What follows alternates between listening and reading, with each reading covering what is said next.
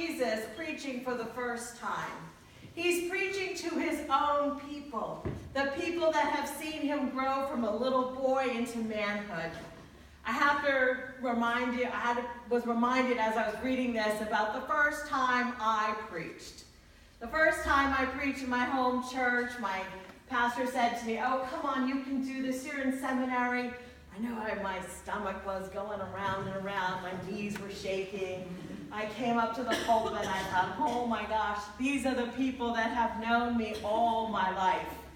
And I'm sure I preached a sermon, not one that was great, not one that was fabulous, but you would have thought that I had preached the best sermon in the world. Praise be to those wonderful church people who came up and said, "Oh, it was so great, that was wonderful," and encouraged me and gave me the opportunity to go forward.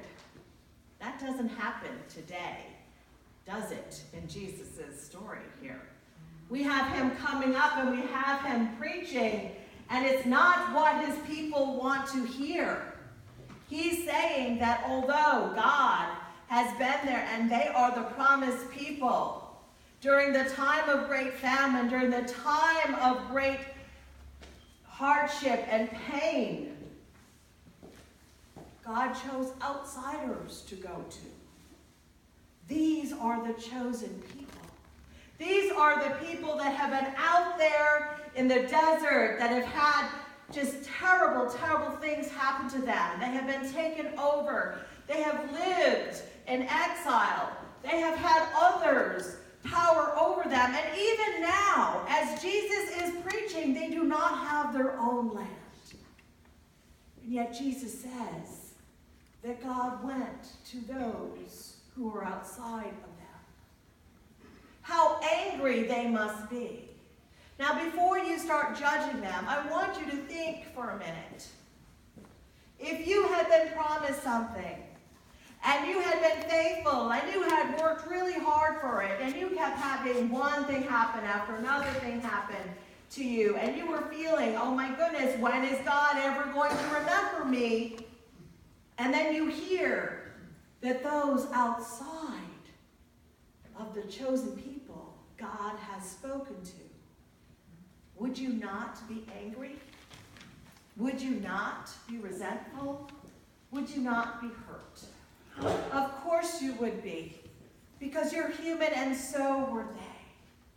But the people that listened to Jesus telling them this story were so angry that they ran him out of town. It says they ran him over to the bank and they were going to murder him. They were going to push him over.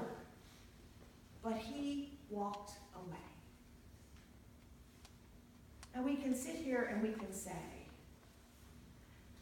that they were bad people. But I don't think they were bad people.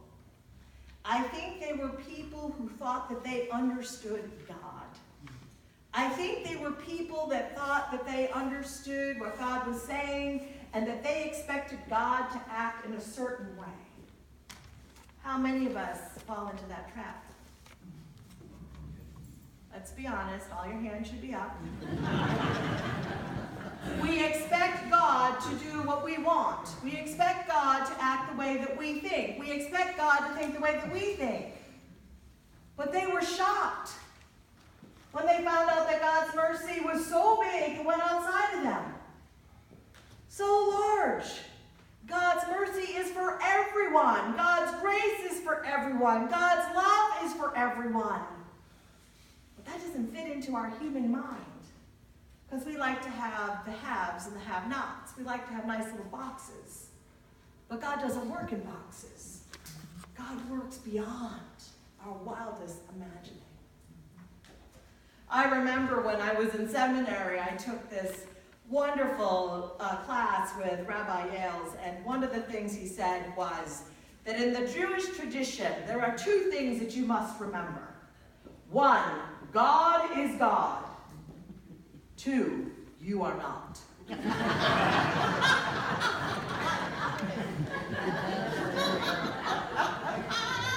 I think that is very important.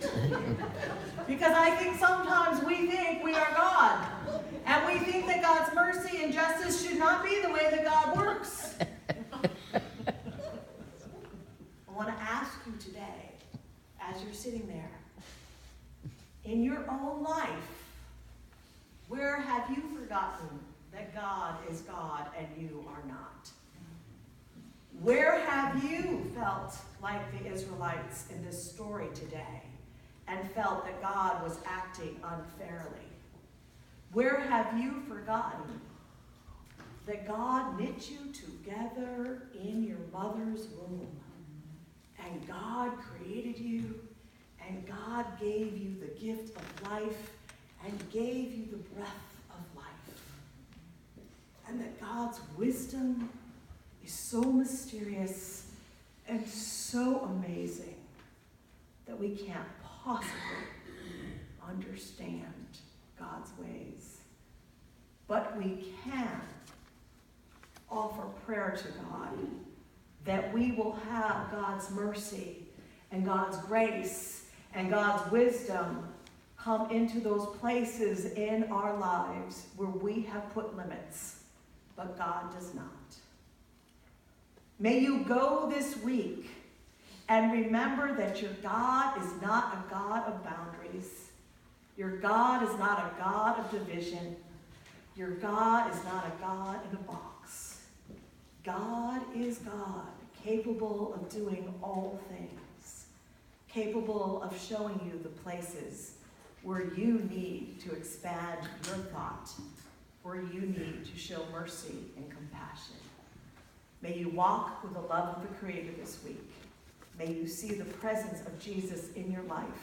May the power of the Holy Spirit guide you, support you, and inspire you this week.